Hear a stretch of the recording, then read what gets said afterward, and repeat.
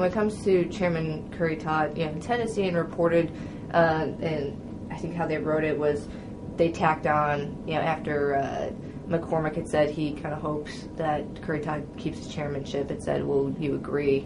And you said that you thought he was one of the best chairmen up here. What I told Tennessee was this, is that what I remember is what they wrote. I mean, I was that Curry Todd is a good chairman. I might have said one of the best up here, which he is. I think he handles his committee very well.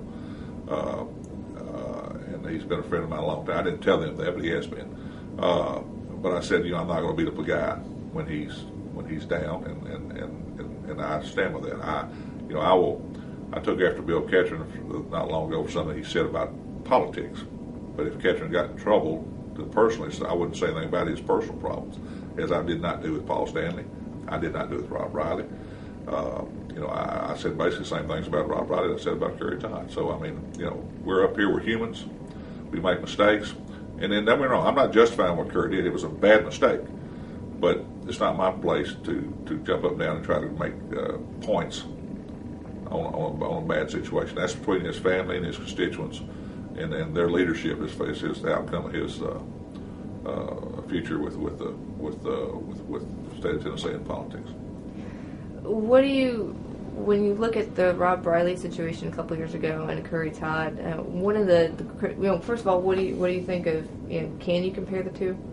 Well, I mean, I think there's obviously some differences, but the DUI was in common. They both were going through tough marital situations at the time, and then again, not an excuse, but things happen to people sometimes. We're under stress, and they make bad choices.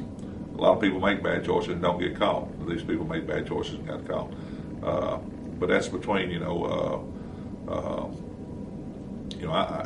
Curry's not in my party. All right, I could have jumped up and down and tried to make cheap points, but that's not. I'm not about that.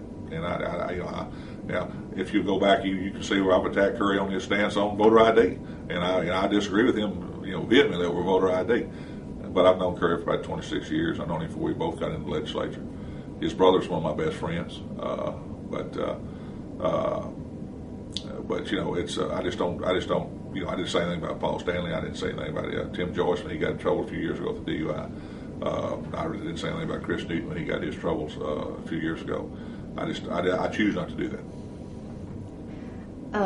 Chip Forrester had pointed out that he was kind of disappointed in how Governor Haslam handled this and compared that to Bredesen. Said, when Rob Riley got in trouble, Bredesen came out and said, Riley should step back from his leadership position and get his affairs in order. And Haslam pretty much just washed his hands of it and handed that off to Harwell.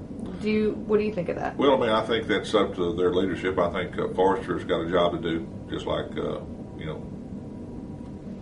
everybody else does. I mean, I think there was more of an outcry when Rob from the Republicans, when Rob messed up than it was when Curry messed up. But again, you kind of draw me into a partisan thing here. I'm trying to stay out of that, to be honest with you. I just don't. I think I will criticize people for what they do up here politically.